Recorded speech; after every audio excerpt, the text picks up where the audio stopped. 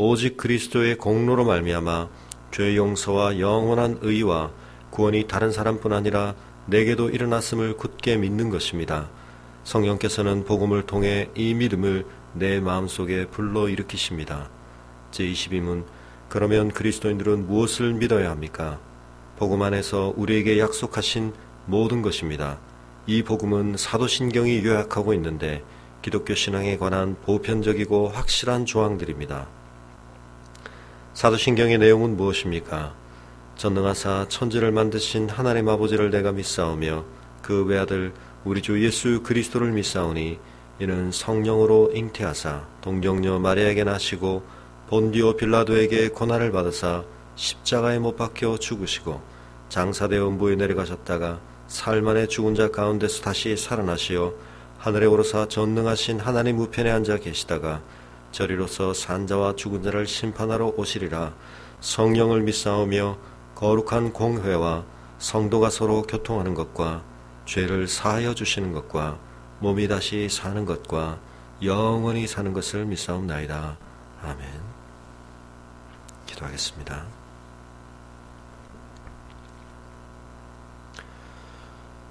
저희의 선한 목자가 되어주시는 좋으신 아버지 하나님, 오늘도 저희가 하나님의 은혜를 사모하며 아침 첫 시간 주님의 말씀이 있는 자리로 주님 앞에 우리의 심령을 쏟아놓으며 기도하는 자리로 나오게 하여 주신 것 감사합니다. 양으로 생명을 누리게 하시되 풍성히 누리게 하시기를 원하시는 아버지 하나님, 오늘도 저희의 뜻대로 저희의 길을 가는 저희의 삶이 아니라 목자 되신 하나님의 선하신 이끄심을 경험하며 순종하는 저희들이 되게 하여 주시옵소서. 저희 스스로의 판단으로는 결코 얻을 수 없는 참된 쉼을 얻으며 온전한 양식이 될 꼴을 얻으며 쉴만한 물가를 누리는 저희들이 되게 하여 주시옵소서.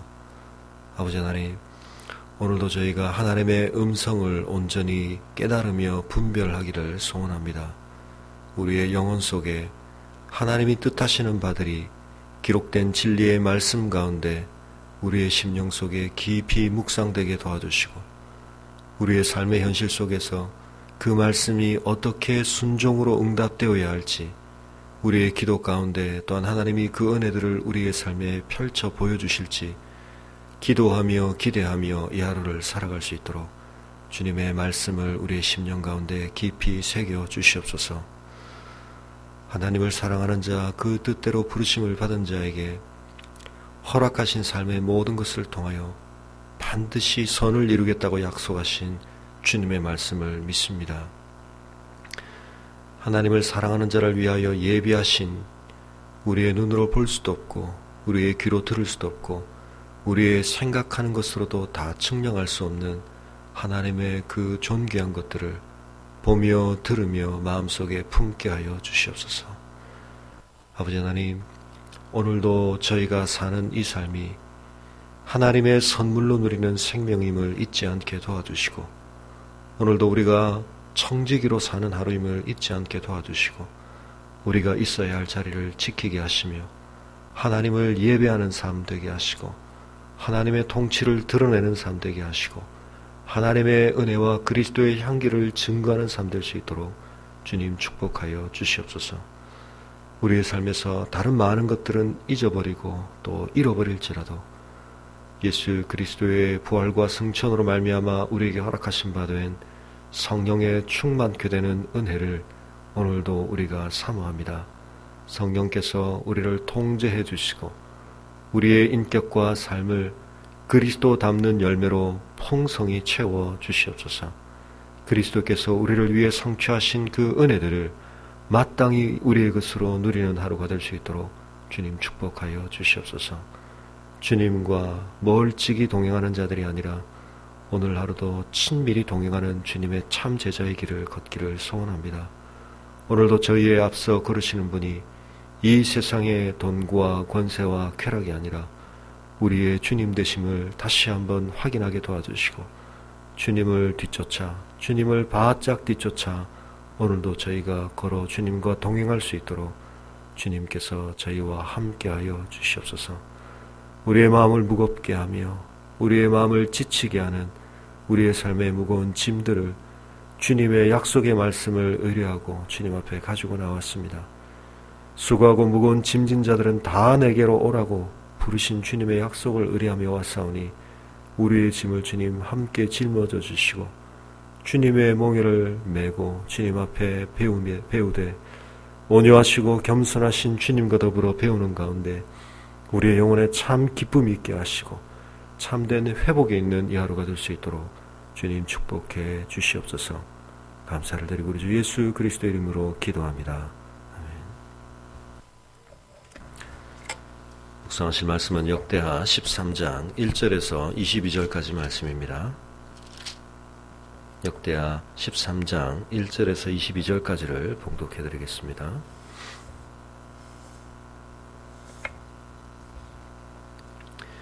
여로보암 왕 18째 해에 아비야가 유다의 왕이 되고 예루살렘에서 3년 동안 다스리니라.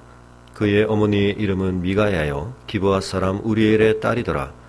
아비야가 여로보암과 더불어 싸울새 아비야는 싸움에 용감한 군사 40만 명을 택하여 싸움을 준비하였고 여로보암은 큰 용사 80만 명을 택하여 그와 대진한지라.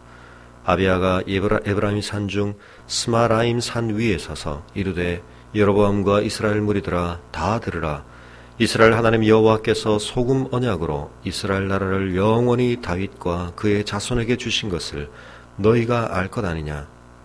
다윗의 아들 솔로몬의 신하 느밧의 아들 여로보암이 일어나 자기의 주를 배반하고 남봉꾼과 잡배가 모여 따름으로 스스로 강하게 되어 솔로몬의 아들 르호보암을 대적하였으나 그때 르호보암이 어리고 마음이 연약하여 그들의 입을 능히 막지 못하였었느니라. 이제 너희가 또 다윗 자손의 손으로 다스리는 여호와의 나라를 대적하려 하는도다. 너희는 큰 무리요 또 여로보암이 너희를 위하여 신으로 만든 금송아지들이 너희와 함께 있도다.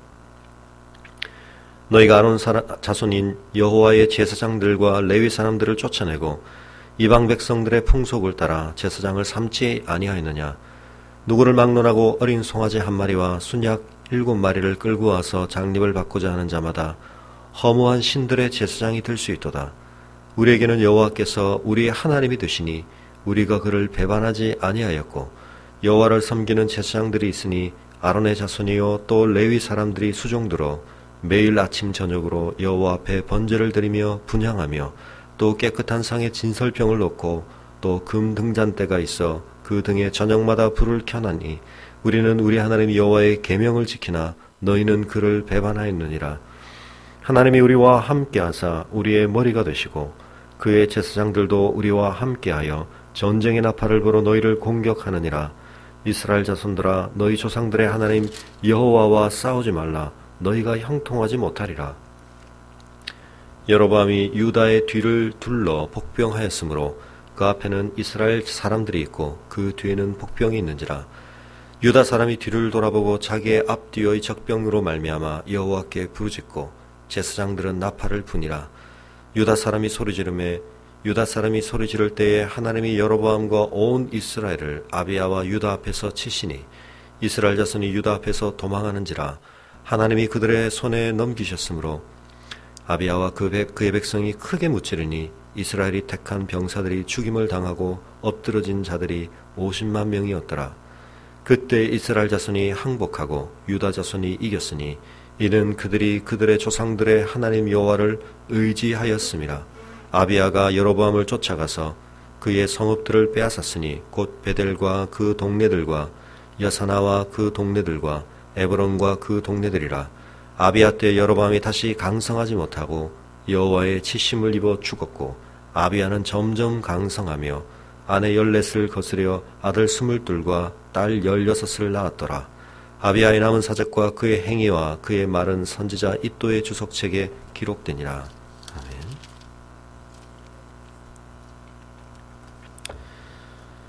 아멘.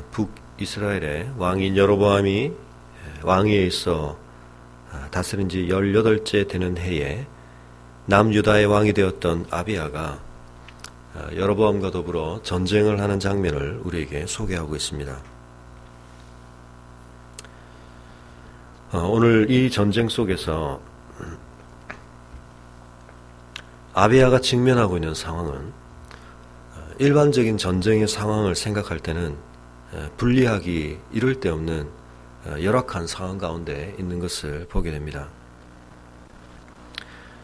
세 가지 측면으로 생각해 볼 때 아비야는 전쟁에서 패함을 예상할 수밖에 없는, 결코 승리할 것이라는 희망을 가질 수 없는 상황 가운데 처해 있는 것을 보게 됩니다. 일단 전력면에 있어서 상대가 되지 않습니다. 아비야의 군대는 용감한 군사 40만 명이었지만 여로보암의 군대는 큰 용사 80만 명이었다, 그렇게 기록하고 있습니다. 수치상으로 1대 2입니다. 그러나 1대 2라고 하는 숫자도 1명 대 2명, 하다못해 4명 대 8명 수준과 그 수가 늘어나 이루어지는 비율은 큰 차이가 있습니다. 40명 대 80명, 400 대 800, 4천 대 8천, 4만 대 8만, 점점 수가 늘어날수록 그 숫자가 2배라고 할지라도 작은 수에서 기대할 만한 어떤 우연적인 또는 다른 변수들을 기대하기가 통계적으로 어려워지게 되는 것입니다. 큰 수의 법칙이라고 부르기도 하는, 이젠 통계적으로 이 1대2라고 하는 수가 어떤 우연적인 요인에 의해서 이렇게 저렇게 하다 보면 숫자의 불리함을 극복할 만한 다른 변수를 기대할 만한 가능성이 점점 줄어들게 되는데, 40만 대 80만이라고 하면 이건 그냥 1대2가 아니라 게임에서 질 수밖에 없는, 적어도 고대 전쟁은 무기로 인한 싸움이 아니라 사람의 수가 중요했던 전쟁임을 고려할 때 이 40만 대 80만이라고 하는 숫자만으로도 이미 전쟁의 결판은 났다고 말할 수밖에 없을 것입니다. 전략면에 있어서도 사실은 세상적으로 볼 때 상대가 되지가 않습니다. 아비야는 지금 아마도 숫자적인 열세를 극복하기 위한 것이었는지 백성들 앞에 서서 그들이 기에 눌리지 않도록, 또 한편은 적군의 마음 가운데 어떤 전력을 무너뜨리려고 하는 그런 시도로서 연설을 하고 있습니다. 그러나 아비야가 하고 있는 말에 전혀 아랑곳하지 않고 13절에 보면 여로보암은 전략을 펼치고 있는 것을 보게 됩니다. 수적으로 훨씬 우월했을 뿐만 아니라 그 수를 믿고 그냥 전쟁을 치른 것이 아니라 치밀한 전략을 가지고 오히려 아비야가 지금 연설을 하고 있는 시간을 틈타 그 가운데 복병들을 포위하여 유다를 앞뒤로 포위하고 있는 것을 보게 됩니다. 전적 면에서도 이미 불리한 가운데 있습니다. 그의 아버지였던, 또 그의 조상들이었던 이미 앞선 시대가 패배의 전적을 그들에게 물려줬습니다. 르호보암은 이미 여로보암 앞에서 한번 패하여 물러갔던 전적이 있습니다. 싸움에 있어서 과거의 전적이라고 하는 것은 이미 큰 힘으로 작용을 하게 되는 것입니다. 한번 이겨본 대상과 이겨보지 못한 대상과 맞서 있다는 것은 싸움에 임하는 자세에 있어서 큰 차이를 불러일으킬 수밖에 없었던 것입니다. 아비야 자신도 인정했듯이 여로보암 앞에서 르호보암은 어리고 약한 존재, 40대 초반이었는데 어렸다고 표현한 것은 아마도 르호보암이 무력하게 물러설 수밖에 없었던 것을 비유하고 있는 것 같습니다. 능히 막지 못하고 피할 수밖에 없었던 전적을 가지고 있습니다. 전력면에서, 전략면에서, 전적에 있어서, 모든 것에 있어서 불리할 수밖에 없는 싸움이었습니다. 그런데 오늘 본문 속에서 아비야가 이 싸움에 대하여 담대하게 승리할 것을 예상하고 있는 것을 보게 됩니다. 그가 이 싸움에서 무엇을 믿고 이 전쟁에서 담대한 모습을 보이고 있는가? 그는 사실상 열왕기상 15장에 기록되어져 있는 내용상을 볼 때 그렇게 훌륭한 왕이기만 했던 것은 아닌 것 같습니다. 역대기에서는 이 아비야의 부족했던 모습을 사실은 기록하고 있지 않은데 열왕기상 15장 3절에 보면 그는 오히려 하나님 앞에서 여러 가지 면에서 지적받을 만한 온전하지 못한 왕으로서의 면모를 분명히 가지고 있었습니다. 그러나 적어도 오늘 본문 속에서 오늘의 이 사건의 상황 안에서 아비야는 정신을 바짝 차리고 있는 것 같습니다. 우리가 위기의 순간에 정신을 차리는 것이 중요하다. 우리의 속담 속에도 그런 내용이지만 우리의 영적인 씨름 가운데서도 우리가 늘 하나님 앞에 깨어있는 삶, 우리가 하나님의 진리와 하나님의 뜻 앞에 분명하게 반응하는 영적 상태에 있는 것은 대단히 중요하지만 특별히 우리가 영적인 위기를 만날 때 우리가 하나님의 말씀 앞에 하나님의 뜻 앞에 온전히 정신을 바짝 차리고 깨어있는 것은 대단히 중요한 것 같습니다. 우리가 특별히 그런 순간에 우리의 모습을 가다듬고 우리가 온전한 우리의 자리를 지킬 때 사실은 우리가 앞서 가져왔던 삶의 모습으로는 기대할 수 없는 놀라운 승리와 은혜들을 때때로 하나님은 허락하시기 때문입니다. 아비야가 주장하고 있는 것이 무엇입니까? 그것은 정치적으로 종교적으로 자신들이 하나님 앞에서 더 정당성과 떳떳함을 가지고 있다는 것입니다. 하나님께서 다윗과 더불어 언약을 세우셨는데 5절에 보면 그것을 소금 언약이다 그렇게 부르고 있습니다. 당시 사람들은 언약을 맺을 때 함께 소금을 사이에 두고 언약을 맺기도 했는데 그 소금이 상징하는 바 음식의 부패를 지연시키는 방부제와 같은 역할을 하는 이 소금의 기능을 그들이 상징적으로 함께 기억하면서 그들이 지금 맺는 언약에 대하여 시간 속에서 서로가 그 시간 안에서도 마음을 지켜갈 것을 서로 확인하는 또 고백하는 그와 같은 언약이었던 것을 보게 됩니다. 하나님께서 맺으시는 언약은 진정한 소금 언약입니다. 아비야는 이 언약에 신실하신 하나님을 바라보고 있었습니다. 근데 너희는 지금 그것을 바라보고 있지 않다. 하나님이 다윗과 더불어 세운 언약을 너희는 알면서도 무시했다. 그러므로 너희는 주님을 배반했다. 그래서 너희가 스스로 강하게 되었지만 그 강함은 진정한 강함이 아니라고 아비야가 평가하고 있는 것입니다. 사랑하는 성도 여러분, 우리 눈앞에 분명히 지금 강하게 보이는 대적과 환경에 대해서 여러분이 하나님의 말씀에 근거해서 새로운 판단을 하는 그와 같은 우리의 영성이 우리의 삶 속에 회복되어 있는지 또 발휘되고 있는지 우리 자신을 말씀 앞에서 한번 되돌아보았으면 합니다. 분명히 현실적으로 우리는 상황을 분석할 줄 알아야 하고 상황을 판단할 줄 알아야 합니다. 하지만 우리 눈에 보여지는 또는 세상의 기준의 관점에서 보여지는 그 판단을 때로는 뒤집을 만큼 더 중요한 실제적인 고려, 변수, 하나님께서 역사의 주인이시고 시간의 주인이시고 이 시간 안에서 하나님은 반드시 자신이 언약하신 것에 대하여 신실하시다 라고 하는 중요한 변수를 우리가 무시하지 않는, 아니 더 중요하게 대입하여 고려하고 고백하는 자인가 우리 자신을 한번 돌아봤으면 합니다. 우리는 때때로 우리의 현실의 여건만을 정확하게 분석한 채 실망하거나 좌절할 때가 많습니다.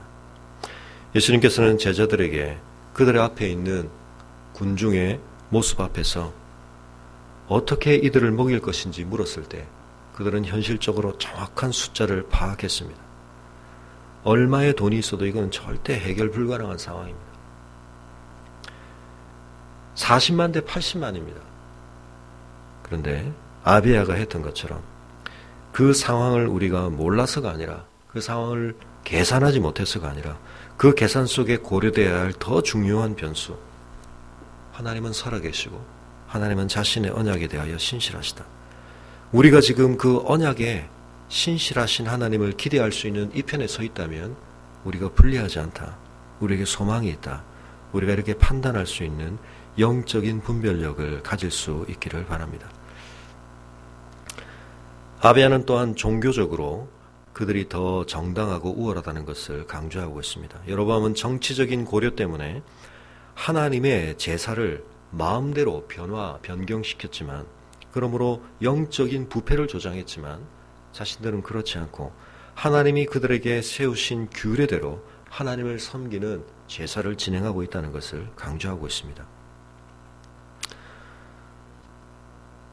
여로보암이 이 말을 들었을 때 과연 이걸 얼마나 중요하게 들었을까?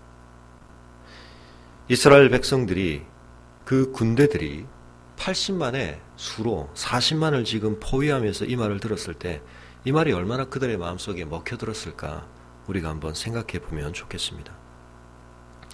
정치적인 정당성, 신앙적 정당성, 그런 것들은 지금 그들이 맞닥뜨리고 있는 이 전쟁의 상황 앞에서 아무런 연관성이 없는 이야기처럼 들렸을지 모릅니다. 아니, 오히려 이런 연설을 하고 있는 동안 그의 상황은 점점 악화되고 있는 것처럼 보였을지 모릅니다.